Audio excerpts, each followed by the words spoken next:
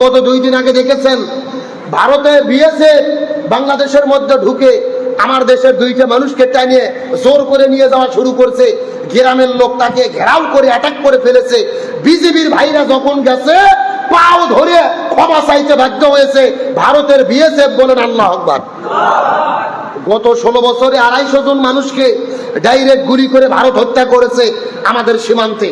আমার বোন ফেলানিকে হত্যা করে ধর্ষণ করে তার কাটার সঙ্গে 24 ঘন্টা ঝুলিয়ে রেখেছিল স্বৈরাচার হাসিনার শাসনামলে। আর ডক্টর মোহাম্মদ ইউনূসের শাসন চলতেছে। এই বিজেপির সদস্যদের সেলুট দেই, তাদেরকে ধন্যবাদ দেই। আর কোনো ভয় নেই, বাতিলের কাছে মাথা নত করা যাবে না। আল্লাহ তাআলা আমাদের জন্য পুরো জমিনকে পবিত্র করে দিয়েছেন। অথচ গত 2-3 দিন আগে ভারতের মহারাষ্ট্রে একটা পার্কের ভেতরে আমার 2টা মুসলিম বোন গিয়েছেন ঘোরাফেরা করতে। হঠাৎ করে নামাজের সময় হয়েছে, আশেপাশে মসজিদ না পেয়ে ওই পার্কের একটা জায়গায় 2 জন বোন দাঁড়িয়ে নামাজ পড়েছে। নামাজ পড়া যখন শুরু হয়ে গেল, হিন্দুরা ভিডিও করার পরে সোশ্যাল মিডিয়ার মধ্যে ভাইরাল করে দিয়েছে। হিন্দুরা এই দৃশ্য দেখার পরে নামাজ যখন শেষ হয়ে গেছে, গোমূত্র নিয়ে এসে ওই জায়গাতে গরুর মদ দিয়ে ওই জায়গা ধুয়ে তারা পরিষ্কার করছে।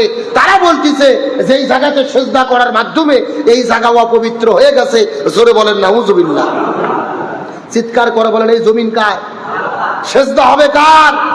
আলা লাহুল খলকুল আম। জমিন যার, আইন চলবে তার। এই জমিন সৃষ্টি করেছেন আল্লাহ। আল্লাহ বলেন পুরো জমিন তোমাদের জন্য সেজদার জায়গা। অথচ মুসলমান 2টা বোন সেজদা করেছে। এই জন্য তারা গরুর মদ দিয়ে ধৌত করে দিচ্ছে পবিত্র করার জন্য। এখন বলেন তো গরুর মূত্র পবিত্র না অপবিত্র? এখন অপবিত্র জিনিস দিয়ে কি পবিত্র হয়? কতটা মূর্খ, কতটা জাহেল। আমার মনে বলে এই হিন্দুদের মতো এত অসভ্য জাতি ও অপবিত্র জাতি পৃথিবীতে একটাও নাই। কথা কর না গা? তারা গরুর গোস্ত খায় না, গরুর মদ খায়, গরুর গোবর খায়। কথা কর না গা? গরু যদি মাও হয়, গরু যদি তোদের দেবী হয়, গরু ভক্তি করে গোস্ত খাস না, তা গরুর দুধ খাস, গোবর খাস, মদ খাস, তখন লজ্জা করে না? কথা কর না গা? একটা কথা ভালো করে বোঝেন, রসুল বললেন পুরো জায়গা সেজদা করার জায়গা, পুরো জমিন হলো সেজদার জায়গা। অথচ এই 2 জন বোন চলে যাওয়ার পরে গরুর মুখ দিয়ে ধুয়ে পরিষ্কার করে শিব বন্দনা করে পূজা করেছে। তারা বলতেছে মুসলমানরা সেজদা করেছিল, এই জায়গা আমরা রক্ষা করলাম। এই সমস্ত আহম্মক জাহেলদেরকে বলতে চাই, এই জমিন আল্লাহ সৃষ্টি করেছেন। এই পুরো পৃথিবী, আসমান জমিন সবকিছু আল্লাহ সৃষ্টি করেছেন। এই জমিনে সেজদা পাওয়ার একমাত্র উত্তরাধিকারী যোগ্য হলেন আমার আল্লাহ। কথা বলেন ঠিক কিনা? আজকে ভারতে নামাজ পড়তে দেওয়া হয় না, রাস্তাঘাটে মসজিদের মধ্যে মুসলমানদের হত্যা করা হয়। সেই অক্ষ আইন তৈরি করে হাজার হাজার মসজিদ মাদ্রাসাকে মাটির সঙ্গে মিশে দেওয়া হচ্ছে। মুসলমানদের গরু জবে করার কারণে হত্যা করা হচ্ছে। কত মুসলমানদের শহীদ করে দিলেন, বাবরি মসজিদটাকে ধ্বংস করে দিলেন, হাজার হাজার মুসলমানদেরকে মেরে শেষ করে দিচ্ছে। আবার নতুন করে পেহেলগাম, সেই জম্মু কাশ্মীরের ভেতরে নিজেরা নাটক তৈরি করে পাকিস্তানের উপরে হামলা করার পরিকল্পনা করে যুদ্ধ করা শুরু করতেছে। আমরা ভারতকে পরিষ্কার করে বলে দিতে চাই, আমার নবী হাদিসের মধ্যে বলেছে ইমানদারদের ভয় করলে হবে না, কিয়ামতের আগে ইমানদার এবং বেঈমানদের ভেতরে হিন্দুস্তানে যুদ্ধ হবে, যার নাম হলো গাজওয়াতুল হিন্দ। রাসূল বলেছে এই যুদ্ধে ইমানদাররা বিজয়ী হবে। বলেন আল্লাহু আকবার। আমরা দেখেছি গত 2 দিন আগে ভারতের কয়েকটা বিমান যখন পাকিস্তানের সীমান্তের মধ্যে চলে গেছে, পাকিস্তান এমন ভাবে হামলা করেছে, পিছন দিক থেকে ধাওয়া দিয়েছে, এই 4টা প্লেন ভারতে পালিয়ে আসতে বাধ্য হয়েছে। আল্লাহু আকবার বলেন। তাদের 4টা যুদ্ধ বিমান, রাফেল যুদ্ধ বিমান আবার দেশের মধ্যে ভয়েতে কোনো মতো জীবন নিয়ে পালিয়ে এসেছে। তার মানে বোঝা যায় শক্তি শুধু অস্ত্রের নয়, শক্তি শুধু প্লেনের নয়, আগে আমাদের ইমানের বলে বলিয়ান হতে হবে। তার কারণ সংখ্যার ভিত্তিতে ইমানদারদের বিজয় হয় না, মুসলমানের বিজয় হয় কিসের শক্তিতে? ইমানের শক্তিতে। বদরের যুদ্ধে মুসলমানদের সৈন্য সংখ্যা কত ছিল? 313। আর কাফিরদের সংখ্যা ছিল 1000। কিন্তু বিজয় লাভ করেছে কারা? মুসলমানেরা। তার মানে বোঝা গেল যুগে যুগে মুসলমানদের বিজয় কোনো সংখ্যাধিক্যের ফলে হয় না, মুসলমানদের বিজয় হয় ইমানের শক্তিতে। আজকে ভারত যুদ্ধ ঘোষণা করতেছে নিজেরা নাটক তৈরি করে। পাকিস্তান, আফগানিস্তান, বাংলাদেশ, আশেপাশে আমরা যত মুসলমান দেশ রয়েছি, প্রত্যেকটা মুসলিম দেশগুলো একতাবদ্ধ হয়ে হাতে তরোয়াল নিয়ে আল্লাহর তাকবীর দিয়ে যদি মাঠে নামতে পারি, ভারতের দাদাবাবুরা সাগরে নিমজ্জিত হতে বাধ্য হবে। সুতরাং আমাদের ইমানের বলে বলিয়ান হতে হবে। ওরা বড়, সংখ্যা বেশি, অস্ত্র বেশি, এই জন্য ভয় পাওয়ার কোনো দরকার। আমরা গত 16 বছরে মার খেয়েছি, অথচ গত 2 দিন আগে দেখেছেন ভারতে বিএসএফ বাংলাদেশের মধ্যে ঢুকে আমার দেশের 2টা মানুষকে টানিয়ে জোর করে নিয়ে যাওয়া শুরু করছে।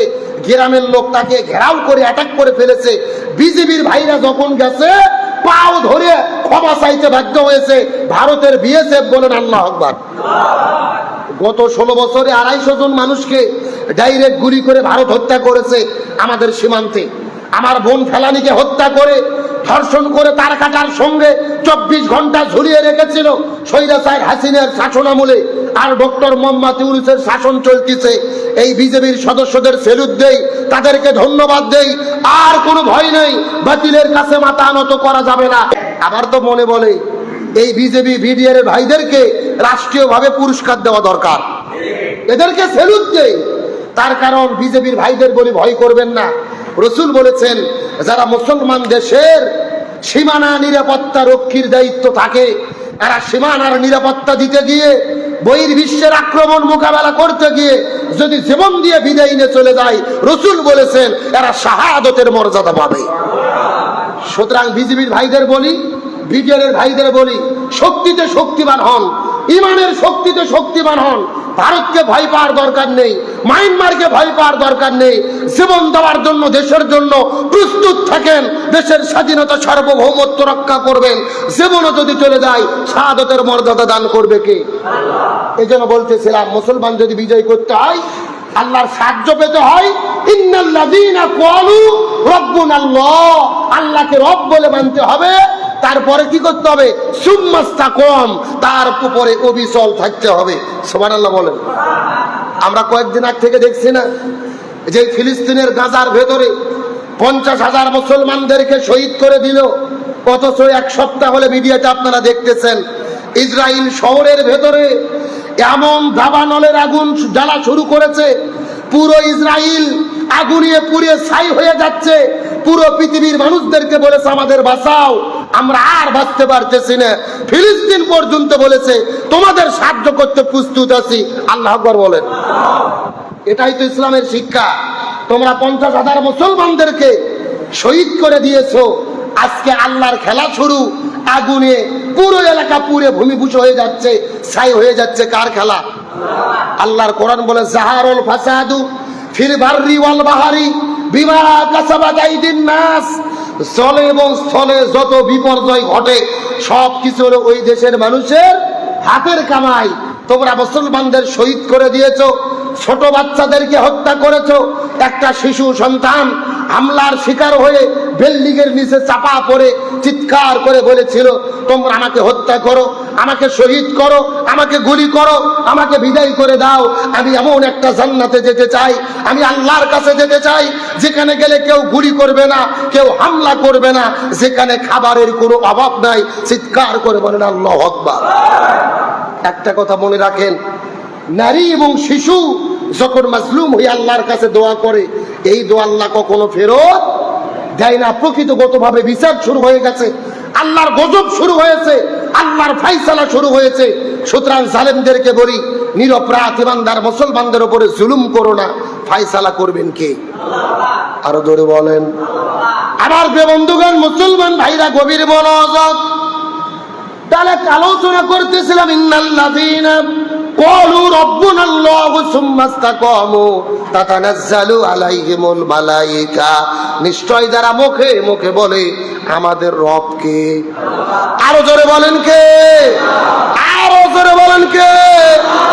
ইন্নাল্লাযীনা ক্বালু রাব্বুনাল্লাহ, নিশ্চয়ই যারা মুখে মুখে বলেন আমাদের রব হলো আল্লাহ, সুম্মাস্তাকাম, এবং তার উপরে অবিচল থাকে, তাতানাজ্জালু আলাইহিমুল মালাইকা, আল্লাহ তাদের উপরে রহমতের ফেরেশতা নাজিল করে দেয়।